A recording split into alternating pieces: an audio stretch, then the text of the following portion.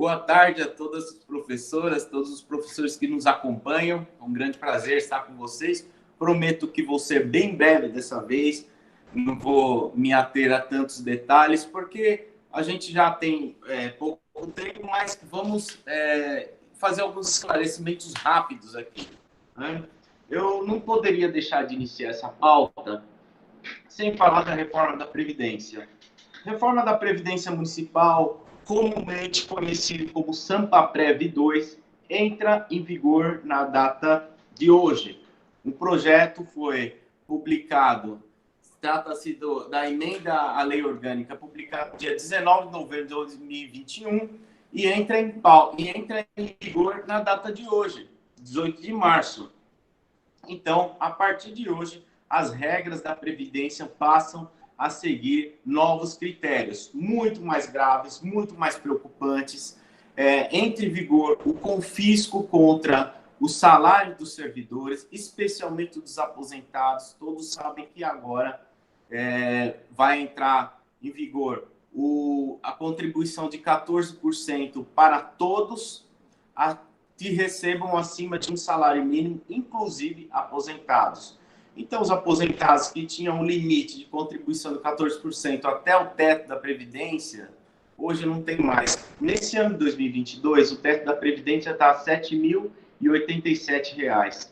Quem recebe acima disso tinha a isenção até R$ 7.087, não recolhia a contribuição previdenciária de 14% que o IPREM passa a recolher a partir de então, sobre o todo. Tudo que ultrapassar o salário mínimo passa a incidir como contribuição para o IPREM. Importante mencionar que, contra isso, o CEDIM já adotou medidas judiciais. O CEDIM, juntamente com outras entidades do Fórum, já ingressou com ação judicial contra essa reforma da Previdência, contra a emenda à Lei Orgânica 07, emenda à Lei Orgânica número 41 de 2020.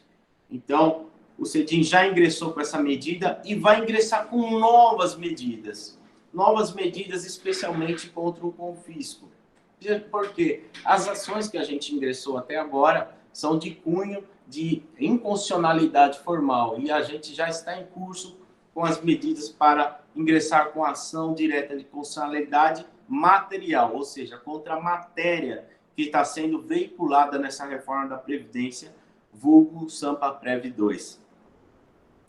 A regulamentação, como é que fica? Quais são as regras? Como fica a tabela de transição?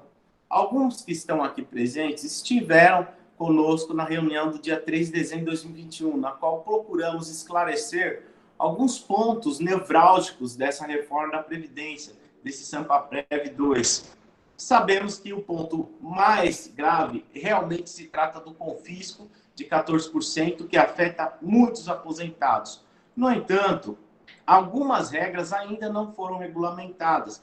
Esse projeto ele carece de uma regulamentação. Nós estivemos na Secretaria de Educação, na COGEP, no Departamento de Aposentadoria e Contagem de Tempo de Serviço. Esse é o departamento responsável pela análise das suas aposentadorias. Esse departamento, fomos esclarecidos que a regulamentação está para sair. A previsão é que saia dentro dos próximos dias. Esperam que saia no dia 19, amanhã, mas pode ser que saia na semana seguinte. Então, a regulamentação das regras da Previdência, como é que vai ficar a tabela de transição, quais os servidores que vão se encaixar na transição, essa regulamentação está para sair nos próximos dias. Razão pela qual também já peço aqui de antemão perdão para algumas pessoas, eu consegui esclarecer algumas que nós precisaríamos aguardar as regras de transição para fazer a previsão de quando vai ser a sua aposentadoria. Tem professoras que nos procuraram, mandaram e-mail para mim, professora Márcia, professora Carla, mandaram e-mail para mim pedindo para fazer uma previsão de quando é possível, quando vai ser possível implementar as condições para a sua aposentadoria, já que elas provavelmente vão entrar na regra de transição. Dessa forma, ante esse esclarecimento, eu preciso enfatizar que, após a regulamentação entrar em vigor, a gente vai fazer uma análise mais profunda e mais precisa desses casos, quando as pessoas vão poder se aposentar efetivamente, incluindo as tabelas de transição, tá bom? Gente, nós vamos disponibilizar futuramente, nos próximos dias aí, né, Claudete, uma live para os aposentados, para esclarecer toda a situação da aposentadoria, mas precisamos ter essa regulamentação em mãos. Inclusive, a própria prefeitura, o próprio departamento de aposentadoria da Secretaria de Educação ainda não tem conhecimento de como eles vão aplicar essas regras da Previdência. Então, assim que sair regulamentação, a gente vai disponibilizar um live, vamos fazer os esclarecimentos, vamos colocar no site do CEDIM todas as regras, tabelas de transição necessárias para as pessoas que estão aí receosas da sua aposentadoria. Sempre lembrando que quem já tem o direito adquirido já está garantido, ou seja, não precisa se apressar para pedir aposentadoria. Quem já tem o direito adquirido são aquelas pessoas que já têm as condições para se aposentar, são pessoas que já podem, já sabem que as regras da aposentadoria estão cristalizadas para ela. Então, essas pessoas, de certa forma, estão tranquilas. Geralmente, são as pessoas que já têm abono de permanência. Tá? Só uma dica aí para saber quem já tem o direito adquirido. Pode ficar tranquilo que o direito adquirido está sendo preservado na nova sistemática de aposentadoria. Vamos lá. Um assunto que vocês já discutiram aqui nessa reunião de hoje, a questão das salas multietárias.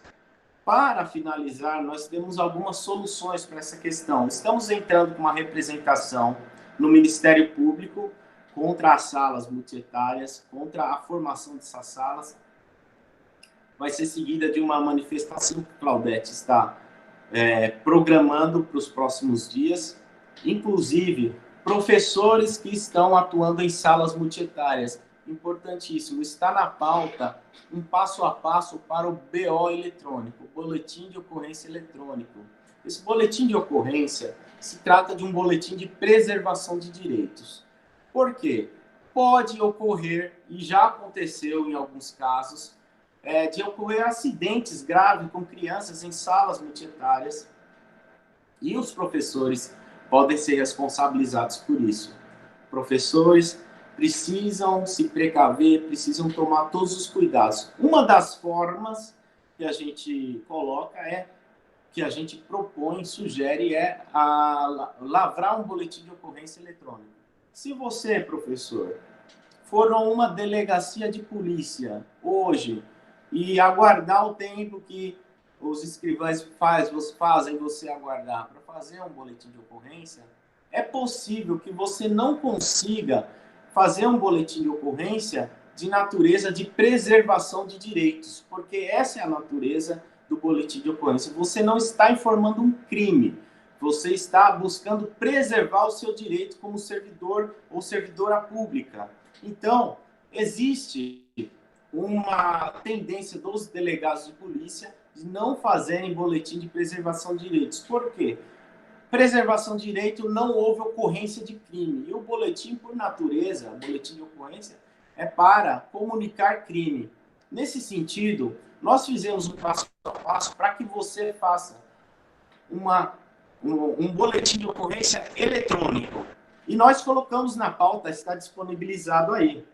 Você entra no endereço da Secretaria de Segurança Pública do Estado de São Paulo, no endereço ssp.sp.gov.br/MBO/.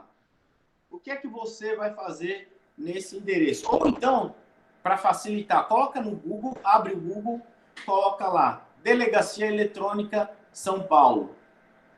Vai abrir um endereço, um site da Secretaria de Segurança Pública, ok?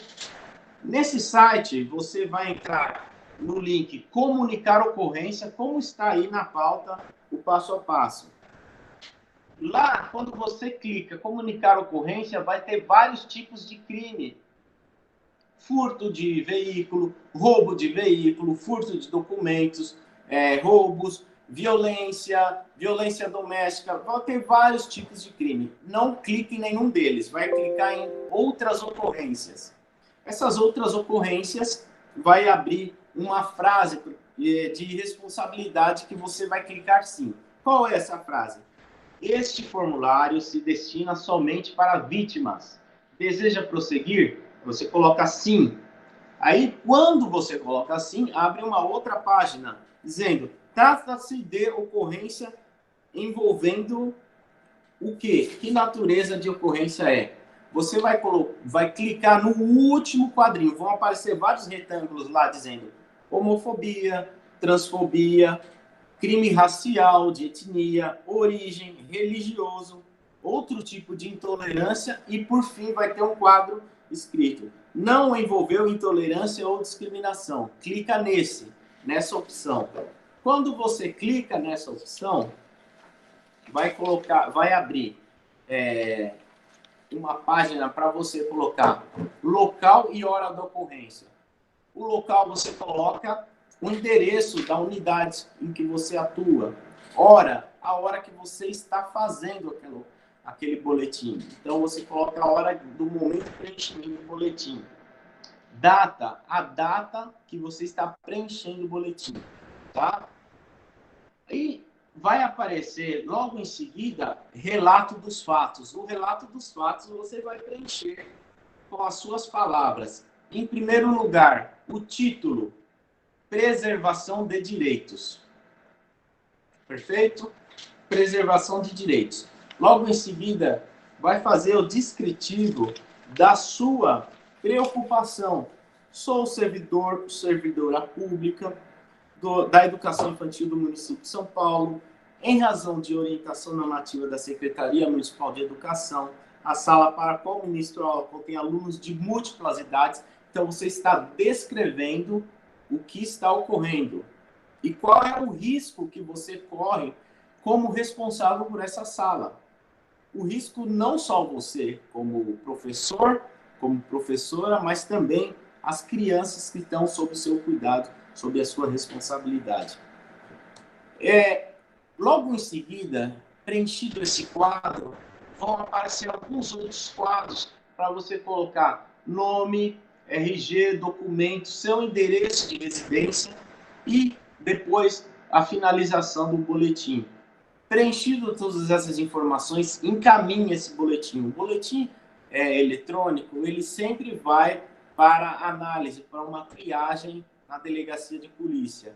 Quando você clicar em enviar o boletim, você vai receber um número de protocolo, você vai salvar esse número de protocolo, imprimir, salvar no seu computador a tela, para que você tenha o registro de que foi feito a lavratura do boletim de ocorrência. Tá? Todo passo a passo está aí.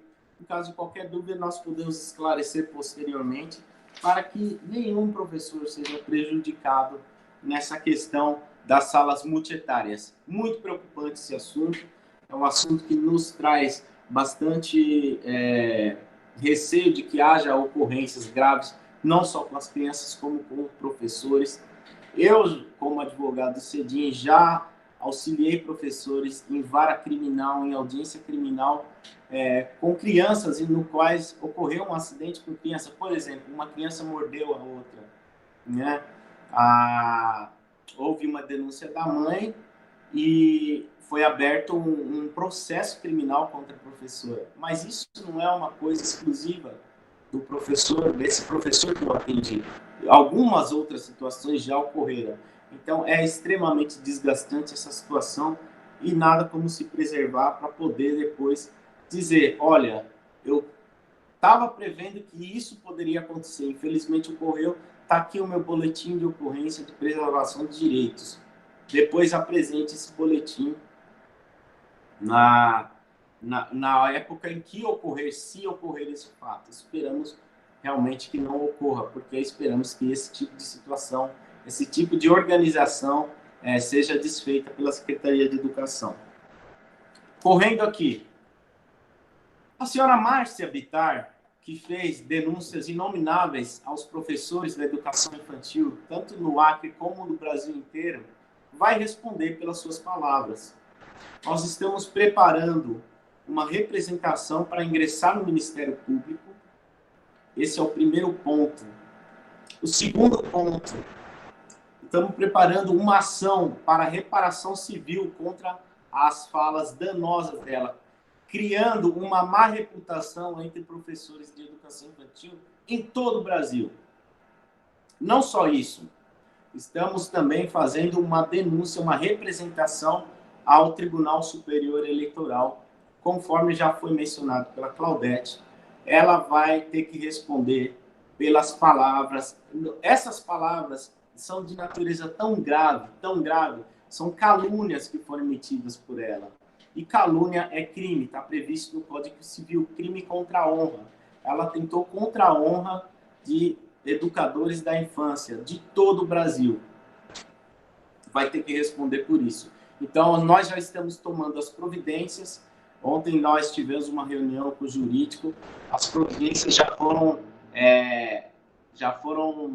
desencadeadas para que ela responda por esses fatos de natureza gravíssima contra educadores da infância de todo o Brasil.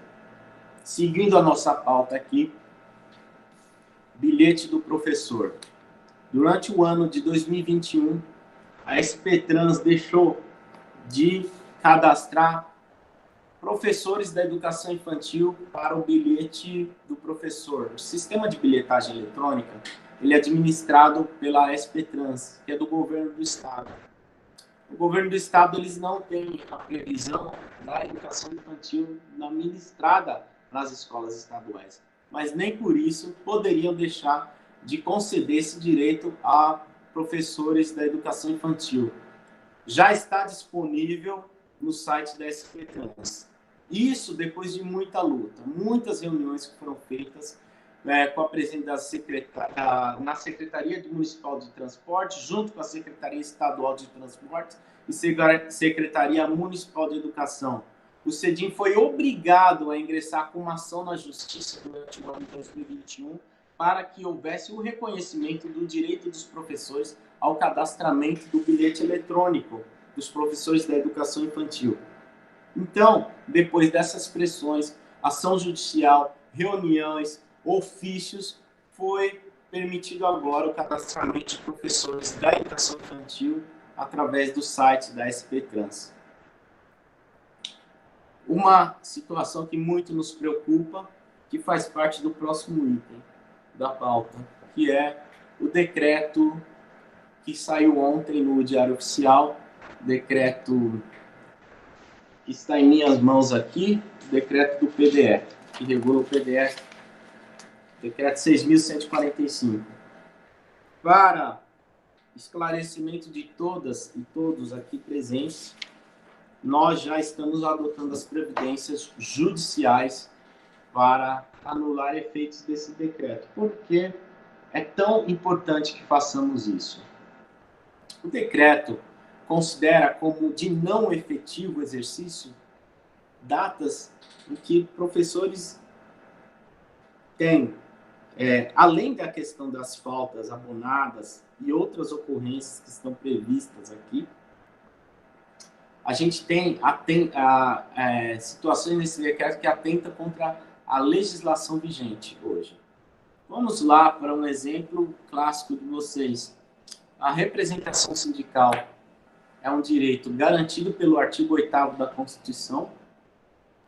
Ele é um direito garantido pela legislação municipal, tanto na Lei 8989 como na Lei 14.660, que regula o Estatuto do Magistério. No artigo 53, inciso 12, está lá previsto textualmente o direito à representação sindical, e nesses dias tem que ser considerado por decorrência legal como dias de efetivo exercício. O decreto não prevê dessa forma, ele não tem essa previsão expressa resguardando esse direito. Assim como alguns já mencionaram para mim a questão das ausências em decorrência da compensação por prestação de serviços ao TRE. também não tem essa previsão. Entretanto, é lei federal e lei municipal que prevê a concessão, a consideração desses dias como dia de efetivo exercício. Algumas outras situações aqui, que às vezes me fogem da memória, mas já estamos adotando, saibam disso, as medidas judiciais cabíveis. Vamos ingressando com uma medida judicial no decorrer da próxima semana, mandado de segurança contra o decreto.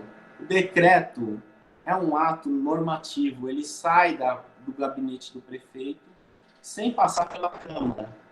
Ele não tem o mesmo poder de lei. A lei é feita, o projeto de lei encaminhado pelo Executivo ou por alguns vereadores que têm, ou pelos vereadores que têm essa competência pela Constituição, ela é discutida na Câmara, nas comissões e no plenário. Depois de aprovada na Câmara, ela é sancionada pelo prefeito.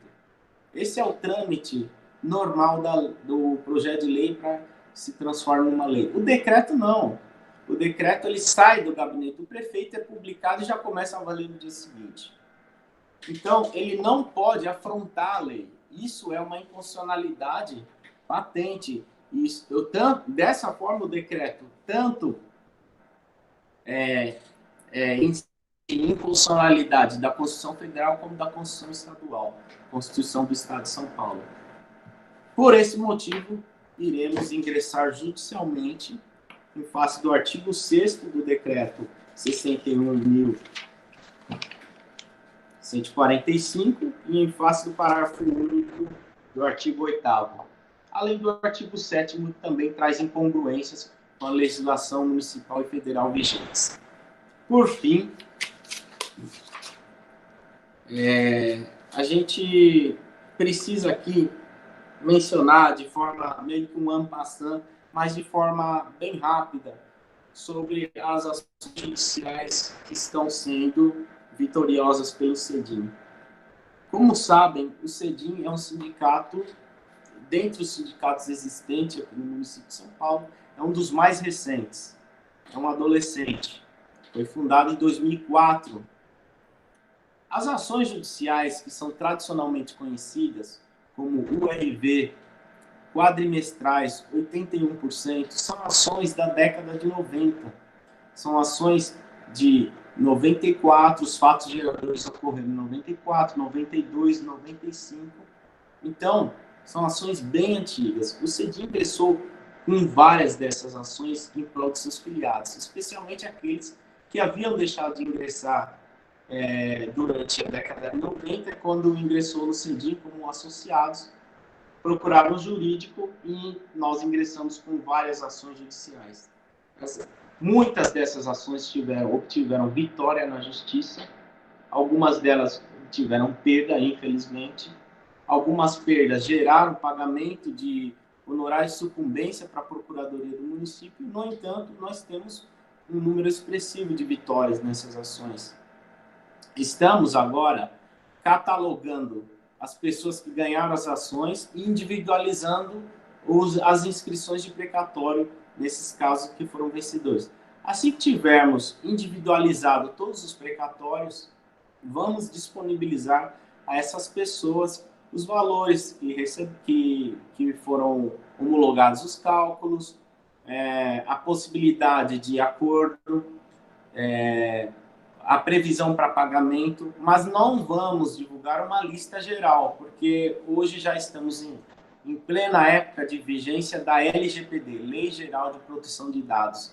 E essa Lei Geral de Proteção de Dados nos impede de expor publicamente dados de pessoas que estão sob a nossa responsabilidade. Nós temos dados de vocês como associados do CEDIM.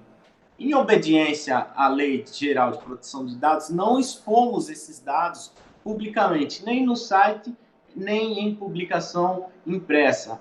Dessa forma, vamos comunicar a cada uma dessas pessoas as possibilidades os valores e as possibilidades de a previsão de ganho de recebimento dessas ações. Espero ter sido sucinto, mas claro, nessa breve exposição. né? Se tiver mais alguma dúvida, estou aqui à disposição para sanar. E passo agora a palavra à presidente Claudete, para que ou complemente as informações que eu passei, ou passe para a finalização da nossa reunião. Tá bom, gente? Um grande abraço. Estamos aqui para atendê-los e para servi-los. Muito obrigada, doutor Antoniel. Olha só, oficialmente nós já teríamos que ter encerrado a reunião, mas ainda permanece na sala quase 200 pessoas, né? Então, isso é o compromisso dos representantes. Eu quero dizer a vocês que é claro que não se esgota aqui, foram informações, nós iniciamos com elas a pauta, as informações que aqui foram passadas serão disponibilizadas num formato até em bloco que nós disponibilizamos. Vai subir na íntegra já para o YouTube, como sempre, mas a semana que vem vai ocorrer um esforço de colocá-las em bloco para facilitar, mas eu quero dizer que as dúvidas ao departamento jurídico, nós já temos mecanismos de acesso, né, doutor? Do Fala Conosco, das pessoas tirarem as suas dúvidas. Eu pediria para que o Alan disponibilizasse novamente no grupo de representantes os telefones todos, de todos os setores e do jurídico. Eu quero dizer que, assim, eu percebo alguns questionamentos aqui que já foram tratados. Talvez foi a hora que a pessoa foi tomar um café ou alguma coisa, mas combinado é combinado, né? Nós já estamos chegando a quase 5 horas aí de reunião. Então, eu queria pedir a compreensão de todos.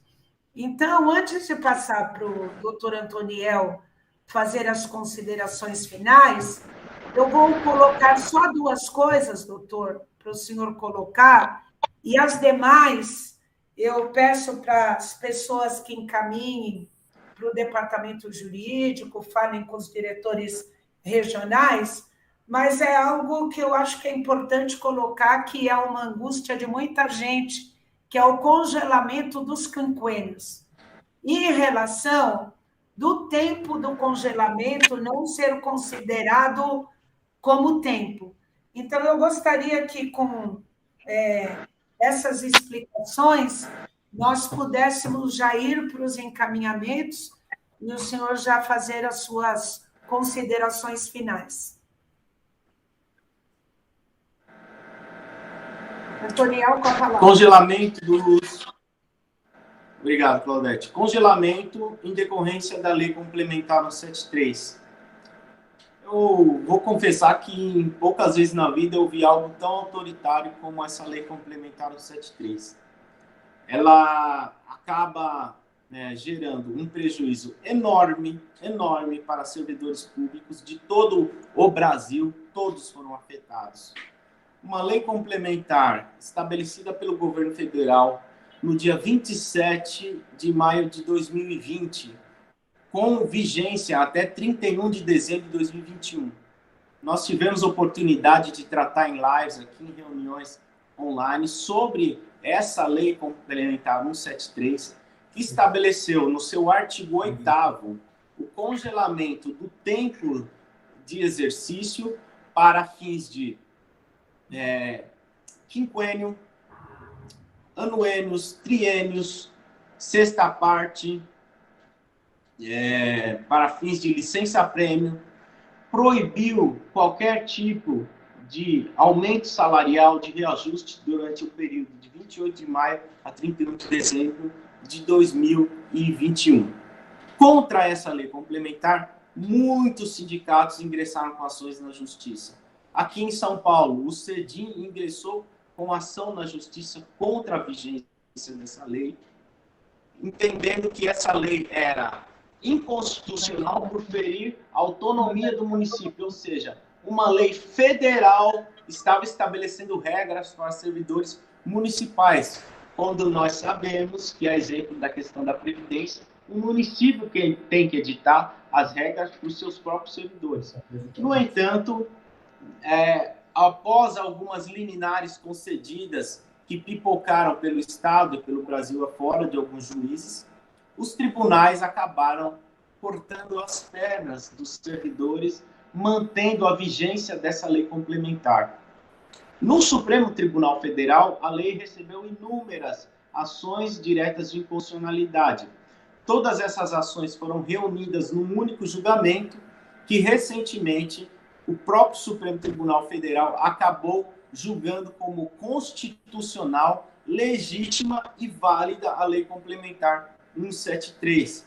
Então, sacramentando o assunto, mantendo o entendimento de que servidores públicos não poderão ter o período de 28 de maio de 2020 a 31 de dezembro de 2021 computados para fins de quinquênios, sexta parte e algumas outras vantagens que, inclusive, o município de São Paulo nem tem.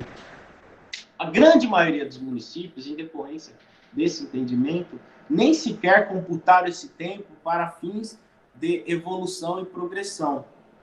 Felizmente, no município de São Paulo, foi uma exceção, uma rara exceção, em que o período foi computado, o período de 28 de maio de 2020 a 31 de dezembro de 2021, o período do congelamento foi computado para fins de evolução funcional. Foi uma rara e graciosa exceção. No entanto, 99% dos municípios e o próprio Estado de São Paulo não consideraram dessa forma. Por fim, é importante dizer, estamos diante de uma decisão do Supremo Tribunal Federal.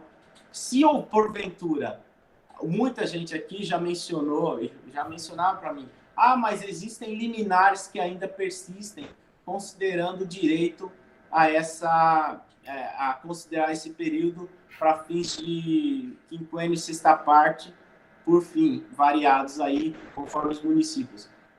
Inclusive, nós mesmos, do nosso escritório, temos uma liminar ainda vigente que foi concedida para o município de São Bernardo do Campo.